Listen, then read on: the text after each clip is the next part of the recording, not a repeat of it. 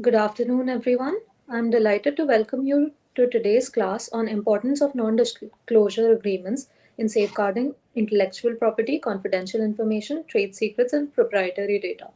NDAs play a crucial role in business transaction and collaborations by establishing a legal framework that ensures confidentiality and protection of sensitive information. These agreements are a deterrent against unauthorized disclosures or misuse of valuable assets, fostering trust amongst partners involved. Today, we will make an attempt to understand these agreements. To this end, we have the honor of hosting Ms. Drishti Kardam, an IP attorney at Fox Mandel and Associates with expertise in contractual agreements, contract negotiation, designs, and due diligence. She was previously an associate at Zeus IP Advocates LLP and is an experienced professional in the field of intellectual property. Uh, it's a pleasure to host you here, ma'am, and I'm looking forward to an interesting, enlightening session. Thank you so much. Thank you, Kashish. Thank you for that wonderful introduction.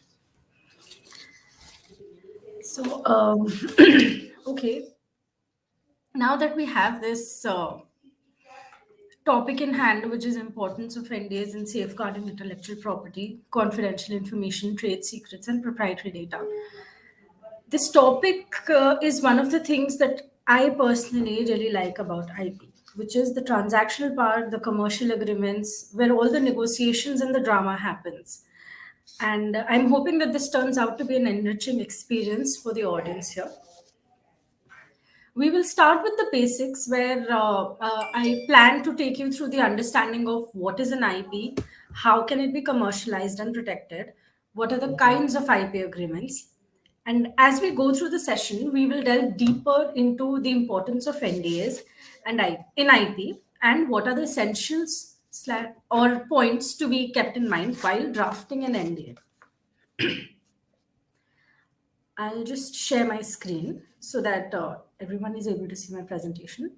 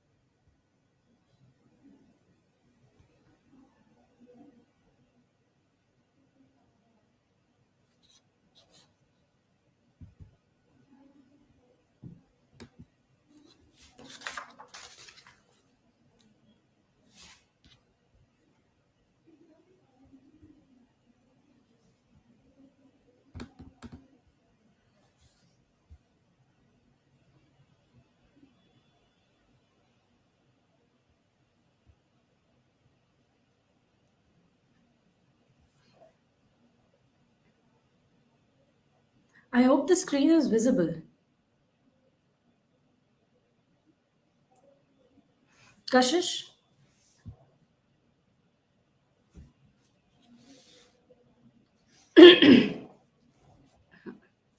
Ma'am, it's available. You can see it on the stage now. Yeah, it's visible, right? Yes, you can see it on this. Okay.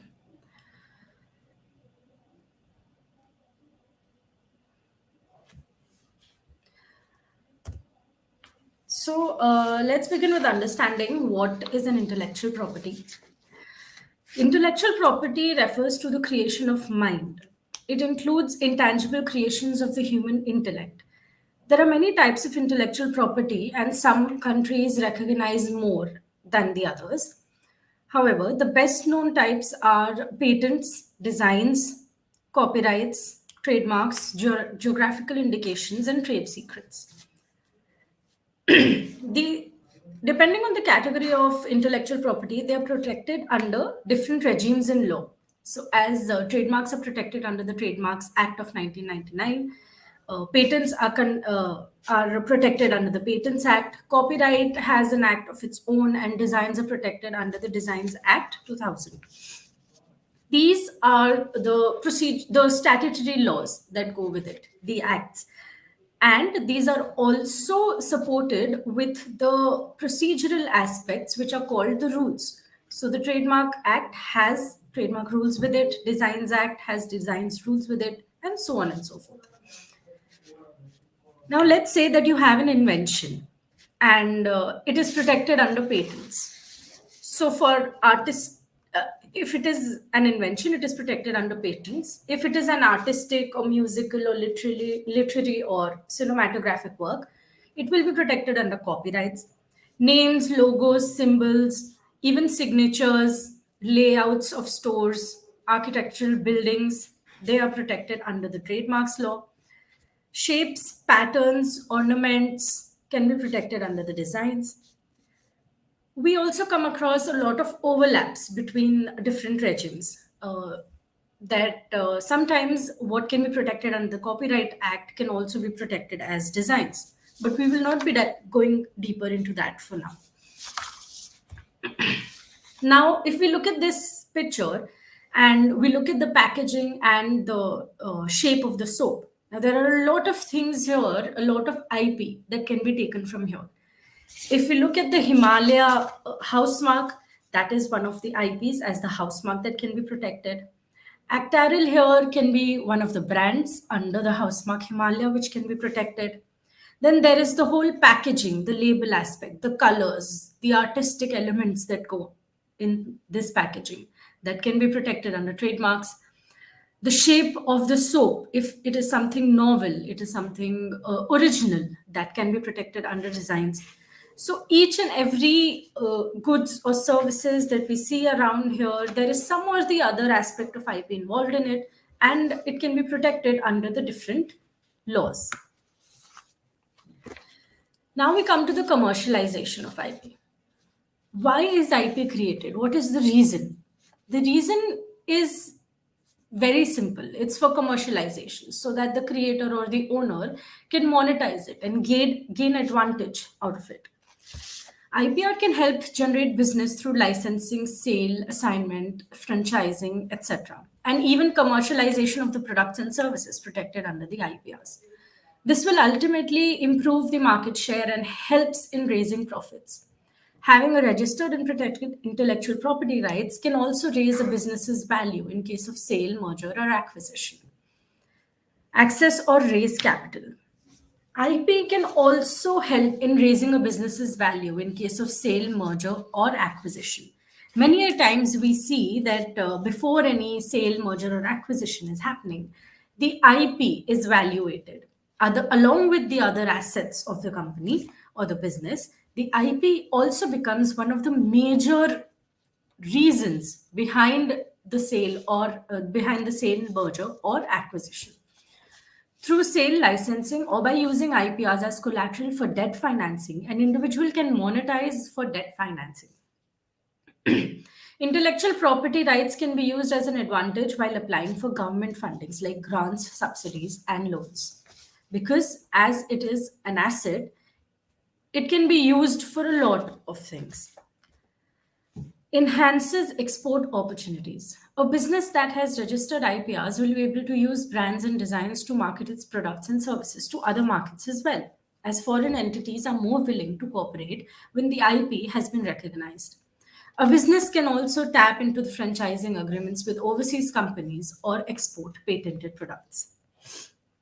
In this digitalized world, even the e-commerce platforms now look for registration of IP so that they can safeguard the brand owner's rights and protect them from infringement. Therefore, IP is an asset and must be protected correctly. Now we come to the part as how can IP be protected? Firstly, we need to identify what are the types of IP that need the protection. Secondly, we need to take relevant measures to protect each kind of IP. Now, relevant measures could include a lot of things. Filing applications for registration with the relevant government office. For trademarks, there's trademark office. For patents, there's patents office. For copyrights, for designs, for each and every IP that is there is a relevant government office that helps in the registration of the IP. However, all kinds of IP do not have to be filed to receive protection, such as trade secrets. Trade secrets is one such IP which cannot be protected under the government offices. Trade secrets require no procedural formalities for their protection. A trade secret can be protected for an unlimited period of time unless or until it is discovered or legally acquired by others or is disclosed to the public. Like the Coca Cola formula is the best example for a trade secret. Other ways of protection of IP is when you must have heard of the term enforcement. Now, enforcement comes into picture when you already have rights, whether it's common law rights or statutory right in an IP. And India being a common law country, common law rights play a very important role. When you enforce your rights in an IP, that is when your rights become even stronger. Just merely registering them with appropriate government office is not enough. The protection also extends to the part where it covers the enforcement, when you try to stop third parties from infringing the rights that you have in the IP. A formal agreement between the parties defining their obligations, explaining what information is confidential, and what action can be taken in case of breach of the term of the agreement is also one of the way that you can protect your IP. We will go through a basic idea of what kinds of IP agreements are there. The first one is a non-disclosure agreement.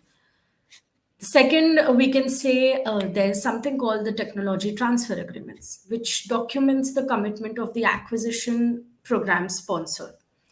There could be license agreements wherein you're not transferring the rights as such, but you're giving some kind of rights to any third party to maybe use your brand name in a particular way, in a particular territory, in a particular manner. So, all of that is governed by the licensing agreements, where the licensor grants the licensee the right to use the brand name, trademark, patented technology, or the ability to produce and sell goods owned by the licensor. Assignment agreements. Now, assignment agreements come into picture when there is a total transfer, total or partial, however the agreement goes. But there is a transfer of the rights. In license, you are just giving the rights to the third party to use, but you're not giving them, transferring all the rights. But in assignment, you transfer all the rights to the other party. Franchise agreements are also kind of license agreements where you give them the right to operate a business or to offer or sell or distribute goods and services which are identified or associated with the franchisor's trademark. Now we come to the main main topic of our discussion here, which is NDAs, non disclosure agreements. We will deal with the importance and essentials and the everyday uh, instances where we might require NDAs to be signed. A non disclosure agreement is a formal commitment to refrain from sharing sensitive information with unauthorized individuals. It is crucial in a wide range of corporate transactions, employment agreements, negotiations, and any situation involving the exchange of confidential information. It is legally enforceable contract that establishes a framework for safeguarding confidential and proprietary data, trade secrets, and other valuable information that contributes to a competitive advantage. Certain types of IP, such as patentable technologies, designs, trade secrets, are considered confidential due to the potential harm that their disclosure to competitors can cause. In order to understand the significance of an NDA when it comes to protecting an IP, it is important to understand the circumstances under which the IP could be at risk. Now, many a times we have clients coming to us saying that we need to sign an NDA with a potential partner or a buyer, and the NDA is basically signed so that we can very openly create a discussion, because of course you have to share certain elements of your IP with the opposite party for them to be actually interested in maybe funding your research or buying your technology. In that case, since there's no other agreement that is actually in place, and this is just the discussion stage where you're trying to see whether there is going to be any partnership or any agreement in the future, in that case, now you need one such document which will safeguard your rights and which will allow the inventor or the developer of the creator of the IP to openly share information about the IP with the party interested. For instance, if a company has developed a product that has patentable technology, the details of which may have to be revealed to investors or venture capitalists who may be interested in developing, investing, or buying the product, then in such case you would want that you would want you would actually not want the investors or anyone who is privy to sensitive information to steal the idea, develop it further, and generate profits out of it. Moreover, it is ideal that even employees should sign an NDA before commencing their tenure, since they have access to all kinds of sensitive information pertaining to the company's business model, and the employer would not want an employee to leak the same to the competitors. We can also talk about some other instances when you would need to sign an NDA. So those instances would go like when two companies get into a joint venture to develop a new product and exchange their own trade secrets and technologies, or maybe when a corporate license or transfer corporate licenses have to transfer its technology or software or any other IP to another entity. If you're presenting your work or invention to a potential manufacturer or supplier for manufacturing or distribution, or when you're enlisting the help of contractors, development teams, or consultants to assist with the conception, refining, or commercialization of your innovation. It is generally beneficial to have relevant parties, let's say even patent attorneys or law firms, or anybody who is even helping you out or representing you legally with respect to your IP. It is a very good it is a good thing that you would sign NDAs with them as well, because again, you don't want your creation, your innovation to go under the wrong hands and be misused. Participants in certain innovation challenges or startup competitions may be asked to reveal details about their innovations or business plans. So, in that case, also, you should sign an NDA. Now, let's come to what are the NDAs, what kinds of NDAs there are, and what are the essential clauses that should be included in an NDA so that you get an overall protection. NDAs can be of three types: unilateral, bilateral, or multilateral. Now, by unilateral, we mean that only one party would be the one who would be disclosing the confidential information, and the other party would only be receiving it and doing the work on the basis of that. So there is no information that is being disclosed by the other party. So that means that this is a one sided sharing of information. So that means unilateral. Now, when both parties are disclosing some or the other confidential information about themselves, proprietary information, then that becomes bilateral. And if there are any more than two parties involved, it becomes multilateral. Lateral. So, unilateral, bilateral, or multilateral is not based on how many parties are involved in the NDA.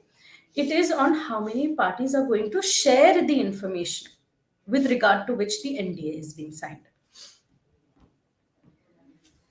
What should be the boilerplate clauses that would be included in the NDA?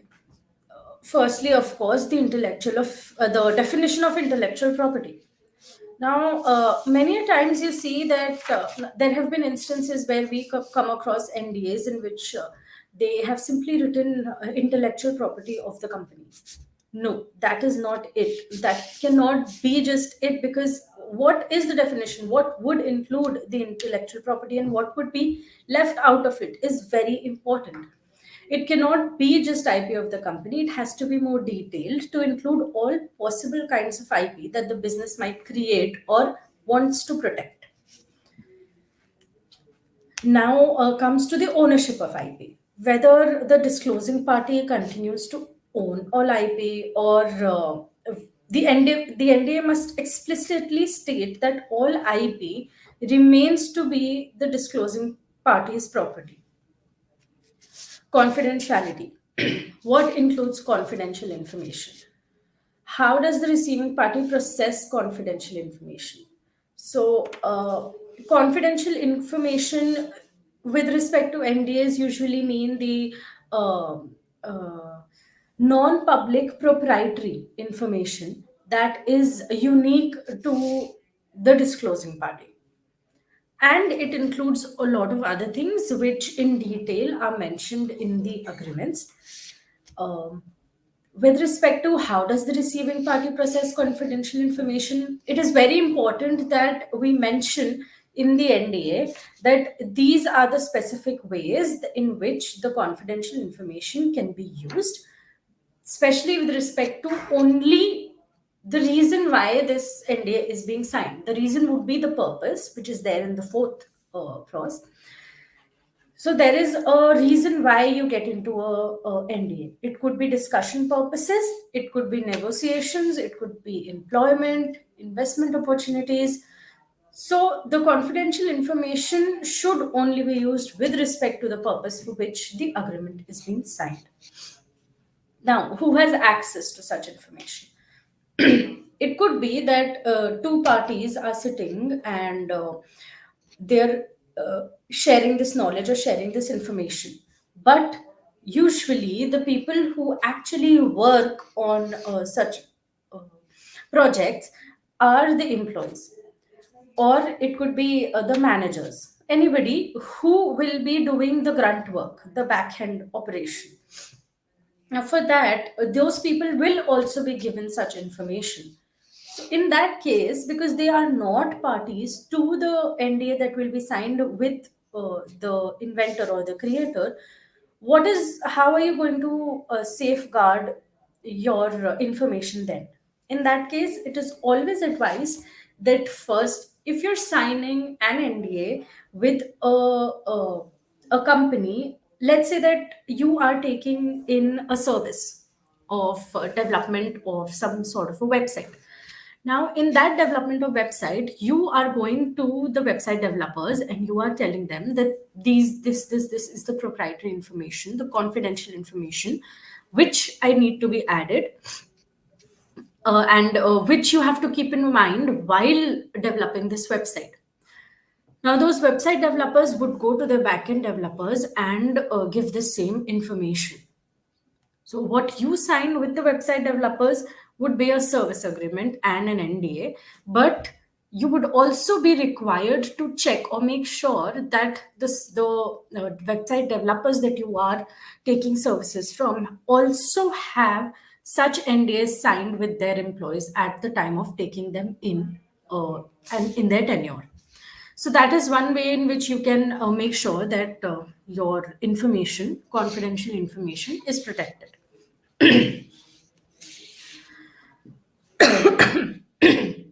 Now we come to the breach of the terms. It is very important that it is detailed in an agreement what would be the consequences of the breach of the terms of NDA. This actually makes the NDA legally enforceable.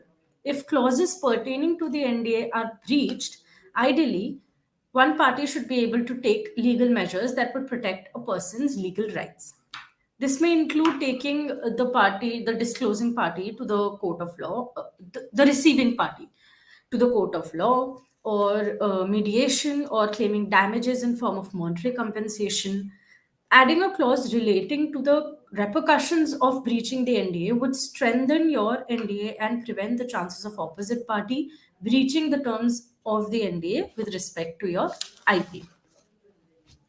Now comes the term part. It is very important to also define or also decide on what would be the term. For how long is are the terms of the NDA applicable on either party? This is primarily because a lot of companies, many a times you see that in NDAs, they keep the term to perpetuity. Why? Because some or the other trade secret might be involved. Trade secrets require additional clauses in the NDA. This is primarily because various companies are extremely vigilant about their trade secrets. It forms the crux of their business model, and a company risks a lot when a trade secret is made known to a party outside of the company. Thus, in cases wherein the trade secret is made known to a different party, the parties will continue to be bound by the agreement for perpetual period of time. Even if trade secrets are not involved, a lot of times we come across situations or across clients who ask for the term of the NDA to be in perpetuity, and usually we do not see any instances where the other party is not agreeable to the same. And last but not the least, the governance and dispute resolution clause has to be there. What laws would be governing if there is any dispute, and if parties go into arbitration, what would be the seat of arbitration? All of that has to be mutually decided and mentioned in the NDA. Okay, so we can also now, in order to just share what would be the different various ways in which you would not be asked, or you do not require the signing of an NDA. So, if freelancers are not exposed to sensitive information that could benefit the competitors, you may not require an NDA. You may not require it if you are still in the process of deciding whether or not to engage with a particular vendor or agency.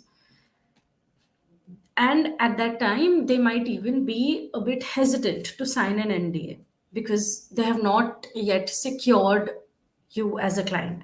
In such cases, it may be more appropriate to wait until there is a mutual agreement. Or if the information is already publicly accessible through publications, websites, or open source platforms, there may not be a need for the NDA. Or in collaborative environments like open innovation projects or forums, where goal is to foster idea sharing and creativity. Participants often rely on open collaboration principles and freely contribute without the need of the NDA. I will now open the platform for any questions if there are for me.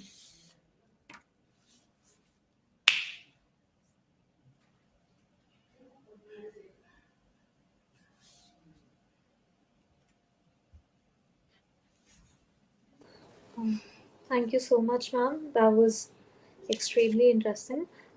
If anybody has any questions, you can please put them in the comments.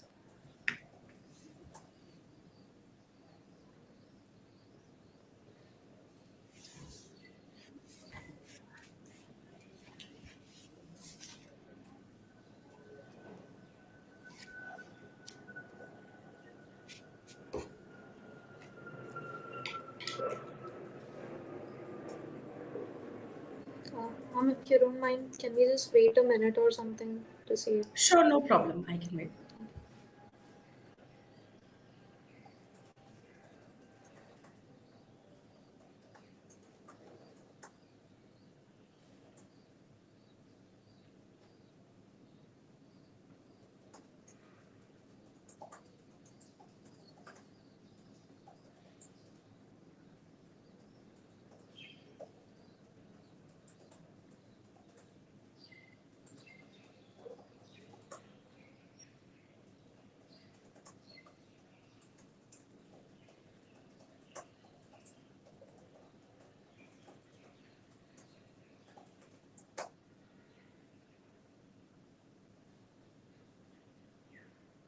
There are a few questions in respect of the PPT.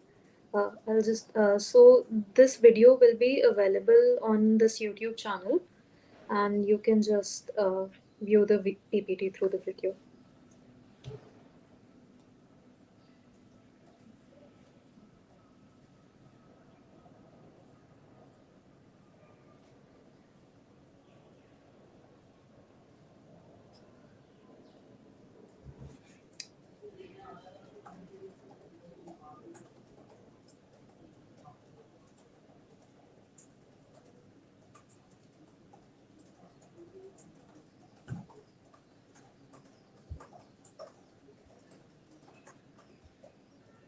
I don't think there are any other questions for now. Uh, Before we end, I would just like to thank you for taking your time out and contributing to this project. It means a lot to us, and Thank thank you, you so Kash. much. Yeah.